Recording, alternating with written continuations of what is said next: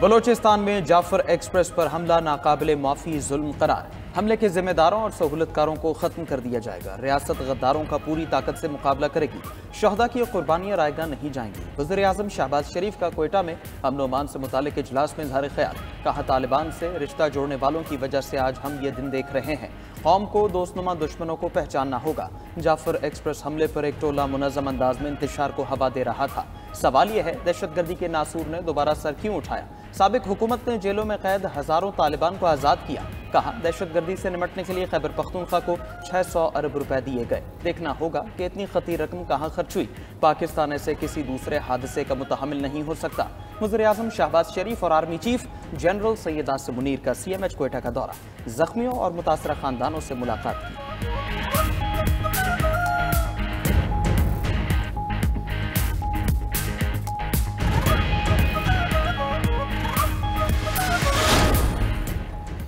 Jafar express हमले पर PTI का प्रोपेगेंडा इंतहाई शर्मनाक है। तहरीक इंसाफ के सोशल मीडिया अकाउंट्स ने जो किया वो सब ने देखा। PTI के भगौड़ों ने हमला करने वालों को कामयाब करार दिया। वज़ीर दिफा ख्वाजा आसिफ के असेंबली फ्लोर पर सियासी हरीफ जमात पर वार। कहा, शहदा की तौहीन करने वाले इख्तिदार की जंग लड़ सकते हैं, मुल्क की सालमियत की नहीं। अपोजिशन एक शख्स के इख्तिदार की नहीं, मुल्क की बका की जंग लड़े। PTI ने इस्लामाबाद पर 4 हमले किए। क्या KP में दहशत गर्दों पर कोई हमला किया? बाजवा और फैज हमीद दहशत गर्दों को बसाने की ब्रीफिंग देते थे। फॉर्म 47 का ताना वो देते हैं जो खुद मार्शल लॉ की पैदावार हैं। कोई शर्म होती है, कोई हया होती है। बलूचिस्तान में सरफराज बुकटी डट के खड़ा है। आप तो दहशत गर्दों के खौफ से बयान नहीं देते।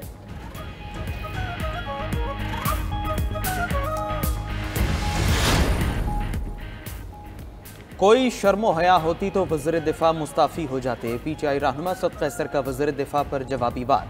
कौमी असम्बली में इज़हार ख्याल करते हुए कहा, ख्वाजा आसिफ के दिलो दिमाग पर PTI और सोशल मीडिया छाया हुआ है। तवक्को थी वज़ीर दिफा सानेहा बलूचिस्तान पर पार्लियामेंट को एतमाद मिलेंगे। सूरत हाल से कैसे निपटे ये बताना हुकूमत की जिम्मेदारी थी। ये अपनी नाअहली का मलबा PTI पर डाल रहे हैं। असद कैसर ने अमन ओमान के लिए कौमी इत्तिफाक राय पैदा करने का मुतालबा कर दिया। चेयरमैन PTI बैरिस्टर गौहर ने कहा, दहशतगर्दी पर सियासत नहीं होनी चाहिए। पाकिस्तान और इसकी सलामती हमें सबसे ज्यादा अजीज है। बैरिस्टर गौहर ने जाफर एक्सप्रेस को यरगमाल बनाने वालों के खिलाफ ऑपरेशन पर पाक फौज को खिराज तहसीन पेश किया। मीडिया से गुफ्तगू में सलमान अकरम राजा बोले, कुछ लोगों को PTI का लिबादा पहनना कर उनसे ट्वीट्स करवाई जाती हैं। हम लाखों सोशल मीडिया अकाउंट्स को कंट्रोल नहीं कर सकते।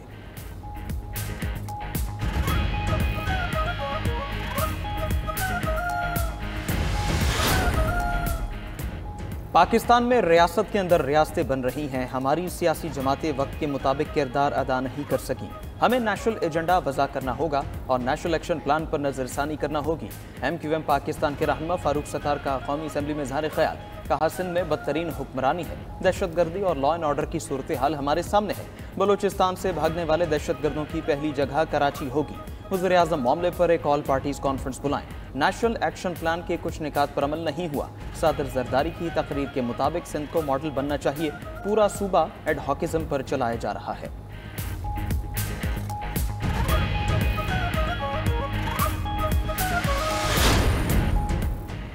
रूसी सदर व्लादिमीर पुतिन की जाफर एक्सप्रेस पर दहशतगर्द हमले की शदीद मजम्मत। सदर मुमलिकत आसिफ अली जरदारी और वज़ीर आज़म शहबाज शरीफ के नाम ताज़ियती खत लिख दिया। रूसी सदर ने कहा कि पाक फौज की हिम्मत और पेशावराना महारत को खिराज तहसीन पेश करते हैं। उनके बरवक्त और फैसला कुन इक़दामात की वजह से सैकड़ों जानें बच गईं। मुतासर अफराद के खानदानों से हमदर्दी का इजहार करते हैं। तुर्किया, चीन और ईरान की भी बलूचिस्तान में जाफर एक्सप्रेस पर दहशतगर्द हमले की मजम्मत। चीन का दहशतगर्दी के खिलाफ जंग में पाकिस्तान की हिमायत जारी रखने का ऐलान। अक़वाम मुत्तहिदा के सेक्रेटरी जनरल एंटोनियो गुतेरेस की भी ट्रेन हाईजैकिंग की शदीद मजम्मत। कहा, शहरियों पर हमले नाकाबिल कबूल हैं। आलमी बरादरी को ऐसे वाक़यात की रोकथाम के लिए इक़दाम उठाने चाहिए। सिखों की आलमी तंजीम सिख फॉर जस्टिस के रहनुमा गुरपतवंत सिंह पन्नू का कहना है कि बलूचिस्तान ट्रेन हमले में रॉ मुलविस है। भारत का एहतसाब न हुआ तो अगला हमला ज्यादा जाने ले सकता है।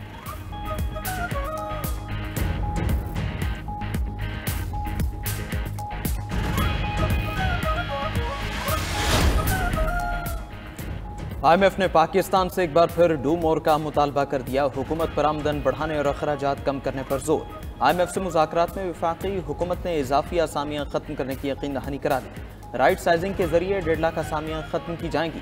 आलमी मालियाती इदारे को सिविल सर्वेंट्स एक्ट 1973 में तरमीम का भी कह दिया। गोल्डन हैंडशेक के तहत मुलाजमीन को घर भेजने का हुकूमती प्लान भी ज़ेर गौर है। आइंदा साल टैक्स रेवेन्यू का हदफ 15,000 अरब रुपए मुकर्रर। नॉन टैक्स रेवेन्यू का तखमीना 2,745 अरब रुपए लगाया गया है। IMF और हुकूमत मुज़ाकरात आखिरी मराहिल में दाखिल हो गए।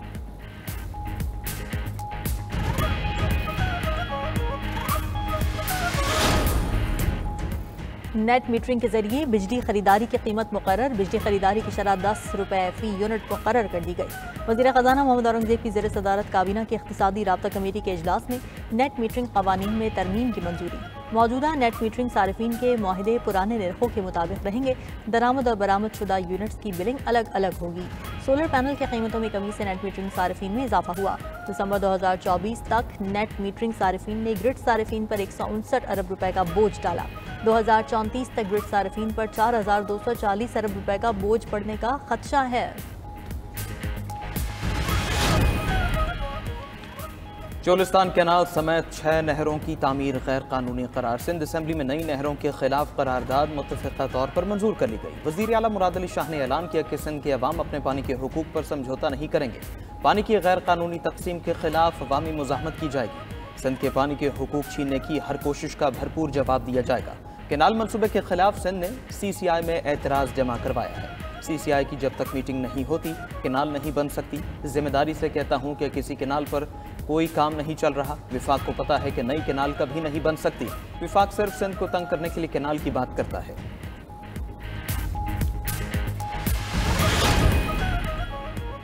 लाहौर के गंगाराम अस्पताल में इंतजामिया और तिब्बी अमले की मुबैना गफलत से नौमौलूद बच्ची झुलस गई। गंगाराम अस्पताल की नर्सरी में झुलसने के बाद इस बच्ची के जिस्म पर जख्म बन गया। झुलसने की वजह पूछने पर अमले ने वालिदैन को नर्सरी से बाहर निकाल दिया।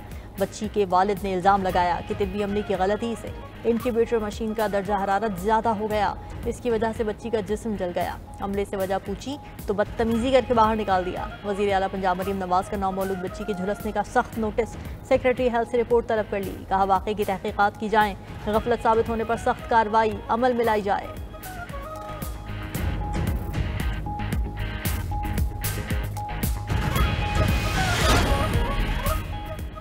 मॉस्को ने आर्जी जंगबंदी की अमरीकी तजवीज़ मुस्तरद कर दी। तर्जमान क्रेमलिन का कहना है वक्ती जंगबंदी से यूक्रेन को दोबारा संभलने की मोहलत मिल जाएगी।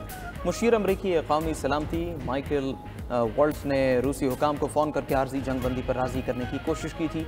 यूक्रेनी सदर ज़ेलेंस्की 30 रोज़ा जंगबंदी की अमरीकी तजवीज़ से इत्तेफाक कर चुके हैं।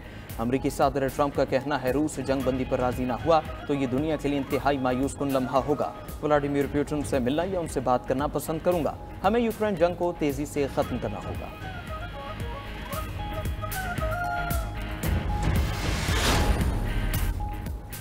हमास और इजराइल के दरमियान 60 रोज़ा जंगबंदी पर बातचीत जारी। अरब मीडिया के मुताबिक इजराइल 10 इजराइलियों की रिहाई का मुतालबा कर रहा है।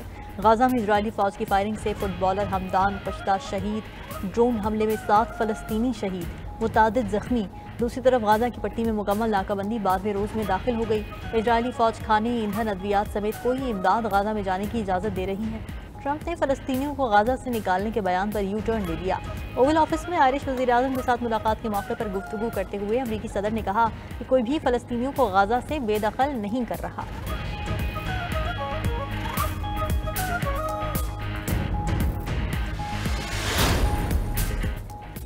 कनाडा में ट्रंप की टक्कर का वज़ीर आज़म आ गया। लिबरल पार्टी के रहनुमा मार्क कार्ने कनाडा के वज़ीर आज़म के तौर पर आज हलफ उठाएंगे। मार्क कार्ने के साथ उनकी काबीना के अरकान भी हलफ उठाएंगे। मौजूदा वज़ीर आज़म जस्टिन ट्रूडो तकरीब से पहले मुस्ताफ़ी हो जाएंगे। मार्क कार्ने 20 अक्टूबर को अगले पार्लिमानी इंतखाबात तक बतौर वज़ीर आज़म काम करेंगे।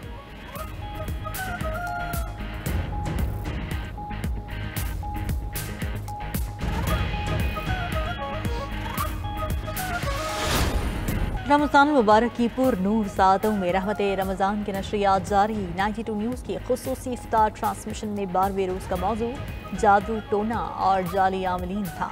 मजहबी स्कॉलर मुफ्ती मोहम्मद फारूक अल कादरी, डॉक्टर फरहान खान अब्बासी, डॉक्टर जमील मेहरवी और डॉक्टर ताहिरा रुबाब ने मौजू पर सैर हासिल गुफ्तगू की।